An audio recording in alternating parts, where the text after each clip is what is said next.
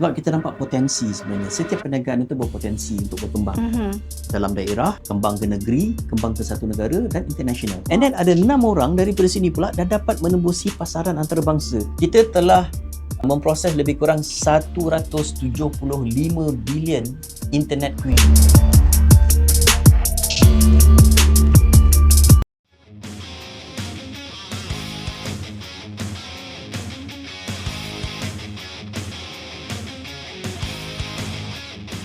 Okay, Cik Faris. Previous episode, kita berbincang tentang 3 teras Mainik Berhad.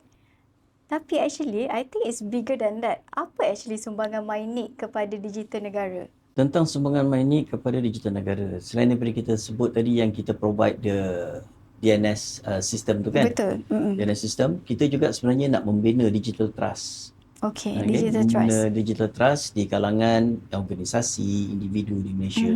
Sebab seperti mana yang kita tahu, dalam dunia digital ni, identiti digital ni menjadi semakin penting. Betul. Ya, dan ramai orang yang tak nampak perkara tersebut sebenarnya. Kan?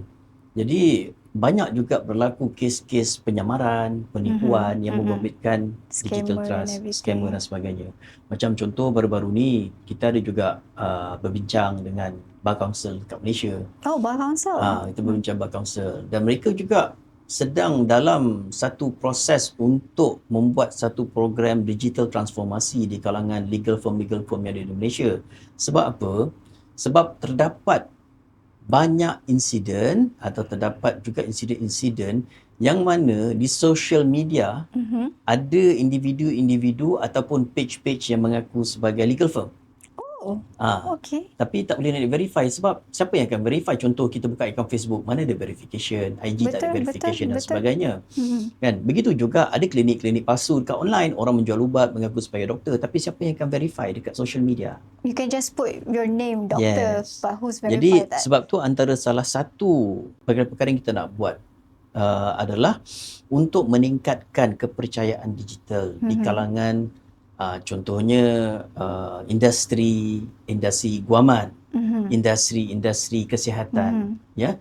Yang mana kalau boleh kita nak legal firm ni yang mana yang berdaftar, yang beroperasi secara sah di bawah Bar Council yang ni semua mempunyai mereka punya premis digital yang menggunakan nama domain.my. Oh, okay. Ya, sebab dekat situ bila orang nampak, orang tahu these are legit. Ini adalah sahih yang telah di-verify. Kan? So it's like this bringing back me to, I remember from the first episode, kita ada berborak pasal edu.my, gov.my. So is this the similar thing you guys going forward to? Ya, macam edu.my, kalau kita tengok balik polisi pendaftaran edu.my, mereka ni mestilah institusi pendidikan yang telah diberi kebenaran untuk beroperasi. Ada yang terletak di bawah Akta Pendidikan 1966 dan sebagainya lah. Begitu juga macam gov.my. Gov.my ni memang kita khususkan hanya untuk agensi-agensi ataupun kementerian, kerajaan negeri ataupun kerajaan persekutuan.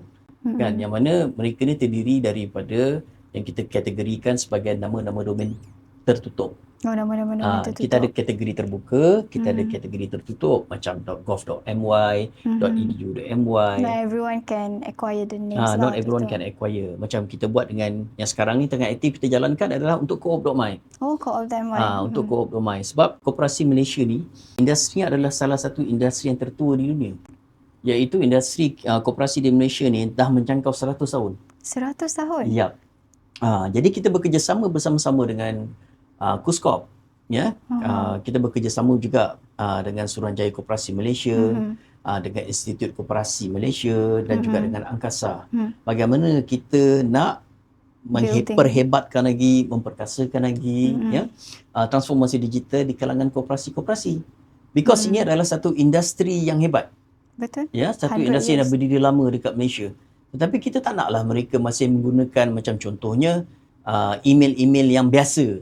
Kan? Jadi orang tak tahu ni betul ke koperasi atau bukan koperasi. Jadi sebab tu kita wujudkan koperasi co-op.my sebagai satu identiti digital kepada industri koperasi negara. Kan? Ini yang paling penting. Jadi bila orang tengok, oh ini betul koperasi yang berdaftar. Dapat email ke daripada koperasi, tengok, oh belakang dia co-op.my. Ini betul lah ni. Kan? Koperasi yang berdaftar dengan Suruhanjaya Koperasi Malaysia.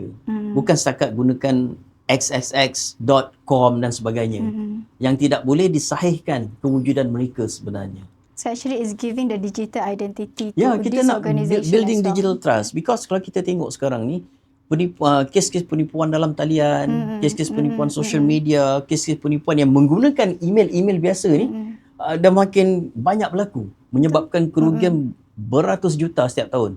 Kan, because yang terbaru ni kita tengok daripada satu statistik yang kita dapat daripada NSRC, National Scam Resource Center kan. Kerugian daripada penipuan dalam talian ni dah mencecah hampir 300 juta. Wow. And you know, actually, very bila when we talk about Co.my Koperasi kan, and Koperasi, you know, Koperasi is playing with numbers, figures of money and everything. So back when we having the organisation itself ada Co.my tu, for the members to invest the money pun diorang pun rasa the trust is betul there kan. Because dia akan, sebab tu kita cakap is building digital trust. Maknanya bila orang tengok, orang percaya. Betul. Kadang-kadang kita tak perasan, kadang-kadang ramai tak tahu. Macam contoh baru-baru ni, ramai orang komplain mereka dapat email daripada Netflix. Oh, okay. Email tu memang keluar logo Netflix dan sebagainya, mengatakan akaun anda akan dipotong, tolong buat bayaran. Sila klik di sini. Kan? So bila orang klik sebenarnya tu, dia bukan pergi ke Netflix. Kan? Mungkin yang muda-muda ni mereka cakna. Tapi pada yang mungkin dah berumur ni kan, tengok mungkin betul lah ni, tekan je, lepas tu pap, habis. So those kind of things sebenarnya, kalau kita dapat membantu memberikan kesedaran, dapat membantu mewujudkan satu sfera identiti digital yang lebih dipercayai, ia akan banyak membantu sebenarnya untuk mengurangkan penipuan-penipuan di dalam talian. So this is how actually Mynik covers the second trust, which is ya, sebab tu kita tak pernah berhenti, kita sentiasa berkolaborasi. Macam contoh, insya-Allah tahun depan kita akan berkolaborasi dengan Bar Council, dengan Malaysia Medical Association. Macam sekarang ni kita tengah berkolaborasi dengan MBI Selangor. Jadi melalui platform Plats tu, macam ni kita nak bantu transformasi digital usahawan-usahawan yang berdaftar di bawah Plats. Ada lebih kurang 80,000 usahawan-usahawan penjaja yang berdaftar di bawah Plats. Macam ni kita boleh bantu transformasi digital mereka, bagaimana kita boleh membantu mewujudkan identiti digital mereka supaya mereka lebih dipercayai. Okay, Syafari, sorry to interrupt, tapi you mentioned something that you guys are collaborating with Plats and everything kan? So actually what's the relevant in there, like we're talking about the building the digital trust and then the collaboration with Plats too? Are you guys going forward for something bigger than that? Okay, sebenarnya the purpose sebagai salah satu pengupaya ekonomi digital negara ni kan, kita macam saya cakap awal tadi, kita banyak berkolaborasi. Jadi antara sebab kenapa kita berkolaborasi ini, terutamanya kita menumpukan perhatian kita kepada golongan-golongan asnaf, peniaga-peniaga kecil, penjajah, peniaga ni, sebab kita nampak potensi sebenarnya. Setiap perniagaan itu berpotensi untuk berkembang dalam daerah, kembang ke negeri, kembang ke satu negara dan international. Sebab benda tu dah banyak. Contohnya macam yang kita buat dengan asnaf daripada Mawib sebelum ni. Kan kita buat asnaf, kita ada pilot project lebih kurang 100 usahawan. Dan bila kita tengok lepas 3 bulan, lepas tu 6 bulan, 84% daripada usahawan-usahawan asnaf ni, ya, mereka dapat meningkatkan pendapatan. Ada yang dapat daripada RM3,000 hingga ke RM11,000. Oh wow. Kan? Jadi dengan sendirinya sebenarnya benda ni membantu meningkatkan sosioekonomi mereka. Dan the best part pula, Cik Anis, kan, 14% daripada mereka ni ya, dah keluar daripada senarai asnaf. 7% daripada yang ini dah jadi pembayar. And then ada 6 orang daripada sini pula dah dapat menembusi pasaran antarabangsa. See how wonderful that thing is. Tapi of course lah, benda ni akan melibatkan komitmen daripada usahawan-usahawan. Mynik kita cuma boleh bantu bagi platform, bagi kelas percuma dan sebagainya, tapi komitmen datang daripada mereka. Dan macam mana, kenapa kita nak buat juga dengan Plats? Dan juga mungkin selepas ini banyak lagi negeri yang kita akan pergi. Kan? Sebab kami nak mereka ada kehadiran dalam talian ataupun online presence yang proper. Sebab kalau kita tengok sekarang ni, kita punya usahawan-usahawan MSME ni ataupun peniaga-peniaga pemula ni, mereka terlalu banyak bergantung kepada media-media sosial dan marketplace. Yes, exactly. I think because it's easy for them, right? Yeah, it's easy. Kan? Bukan nak kata tak penting, tidak. Tapi mereka harus faham, eventually bila mereka start dapat consistent income, mereka mesti ada satu perasaan nak kembangkan lagi. Betul, of course. Betul? Kan? Nak kembangkan lagi. So that's where Mynik play. Kita punya part. Macam mana kita nak bantu mereka ni? Untuk mereka kena faham bahawa ekosistem e-dagang ni bukan hanya marketplace. It doesn't stop there. It doesn't stop at marketplace dan juga media sosial. Mereka kena faham juga tentang kepentingan Google. Kan? Memang kita cakap tentang AI, itu ni kita cover lain. Tapi kepentingan Google. Teaser episode lain. Ya, itu kat teaser episode lain. Dan juga kepentingan premis digital. So, apa premis digital ni kan? Ini jargon-jargon sekarang ni. Kalau dulu premis digital ni kita panggil website, laman sesawang. Tapi sekarang nama dia premis digital. Kenapa kita panggil premis digital? Sebab orang berniaga biasanya mereka ada premis fizikal. Yes. Tak kisahlah you berniaga kat rumah ke, dia ada premis fizikal. That is premis fizikal. Tapi berapa ramai usahawan kita yang ada premis digital? Kalau ikut statistik yang saya dapat 2 hari lepas dekat Malaysia ni. 2 hari lepas saya cakap. 2 hari lepas. Very ni. recent.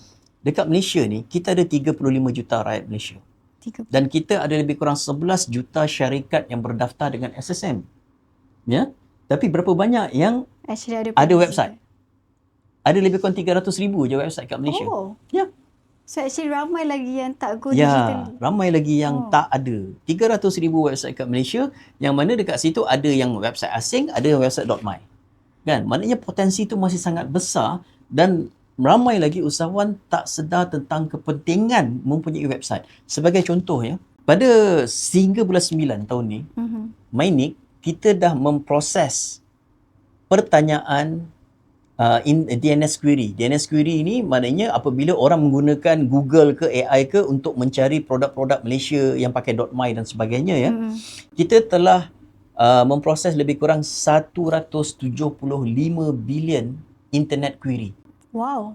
That's a lot. Ini ramai orang tak tahu. 175 billion internet query, yang mana daripada 175 bilion ni 50% pertanyaan tu datang daripada Amerika Utara. North America. Daripada North America. Jadi nampak tak sebenarnya pasaran tu terlalu besar kalau mereka tahu bagaimana nak menggunakan website dengan betul. Kan? Macam mana kalau mereka buat regional targeting, target Amerika punya website, target Amerika punya market dan sebagainya. It's huge. Kan? Tapi ramai yang tak tahu. Sebab kalau kita tengok negara maju, kan? Mereka akan lebih mempercayai perniagaan yang mempunyai website. Betul, setuju. Kan?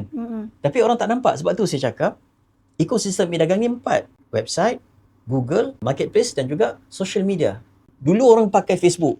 Sekarang Facebook ni jadi macam dinosaur. Orang tua-tua je banyak pakai. Betul? Setuju. Saya tak pakai Facebook. IG dulu boleh buat live. Kita boleh buat jualan talian live. Sekarang dah tak ada dah features tu. Kan? Lepas tu orang pindah ke mana? Pergi ke TikTok. Kalau katakan you ada website, that is your own digital premise, manage, control by you. Kalau you pandai gunakan, you pandai take advantage of website, believe me. The ownership pun is yours. It's Yes, like when you whatever content you post dalam tu, hak milik you. Mutlak. Tak ada orang boleh kacau you.